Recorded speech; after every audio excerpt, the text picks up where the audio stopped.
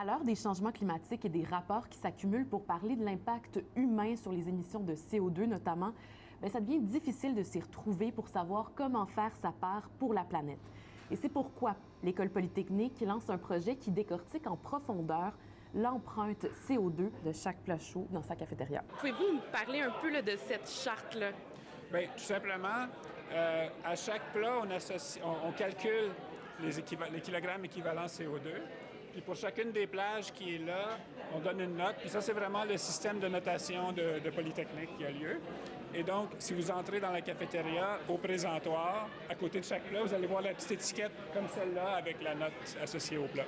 Donc, vous voyez ici, à côté de chacun des plats, on a mis la note pour le plat en question. Donc ici, on a 2 plats qui ont un C+, puis on a un plat là-bas qui est un plat végétarien qui a un B. On trouve ça important parce que, au-delà de dire qu'on veut culpabiliser les gens, c'est important de les informer et de les sensibiliser. Pour calculer l'empreinte carbone d'un plat, le Centre international de référence sur l'analyse du cycle de vie et la transition durable de l'École polytechnique calcule tout, c'est-à-dire le nombre d'eau que ça peut prendre pour faire pousser un certain type de haricots. Et si on pense à un fromage, les émissions de CO2 que ça aura pris pour le produire, mais aussi pour le déplacer d'un point A à un point B. Je trouve que c'est une excellente idée, c'est vraiment d'actualité, puis c'est même nécessaire. De nos jours, je trouve que c'est pas facile d'être un consommateur. Donc, déjà d'avoir ça pour l'alimentation, c'est très pertinent. À ma connaissance, non seulement on est les premiers au Canada, mais même dans le monde entier, il n'y a qu'une poignée d'établissements où on a vu ça.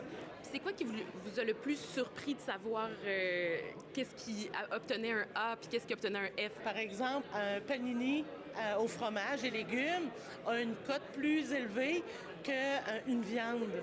Parce que, c'est ça l'éducation. C'est qu'il faut que les gens comprennent que c'est pas parce que c'est végé que l'empreinte est moins grande. Si on commence à inviter les étudiants à s'intéresser à ce genre de questions, ensuite ils vont pouvoir par eux-mêmes se poser d'autres questions, faire avancer les choses. En plus, on a la chance d'être dans une école d'ingénierie. Alors on est sûrement les personnes qui vont justement faire avancer tout ça dans le futur.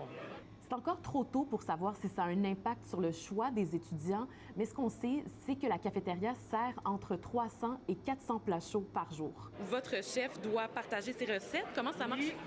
Oui, on collabore. Donc, avec l'équipe, toute l'équipe du projet, Kevin, le chef exécutif, on choisit.